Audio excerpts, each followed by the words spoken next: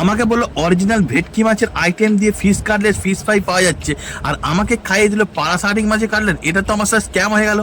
বিষয়টা একটু ব্যাখ্যা করবে? বিষয়টা হলো হাইওয়েতে ঠাকুর থেকে বাড়ি ফিরছিলাম, হঠাৎই দেখতে পেলাম হাইওয়ের পাশে the global fast food centre দিলাম চিকেন আইটেম ফিশ আইটেম, যার দাম 20 টাকাতে 20, 25, 35, 50, 80, 90 অনেক রকমের আইটেম ছিল। আমি একটা ফিশ কাটলেট অর্ডার করলাম, এর দাম বললো নাকি অরিজিনাল ভেটকি মাছ, সেই হিসাবে একটা নিলাম, 50 টাকার দাম তো নিল।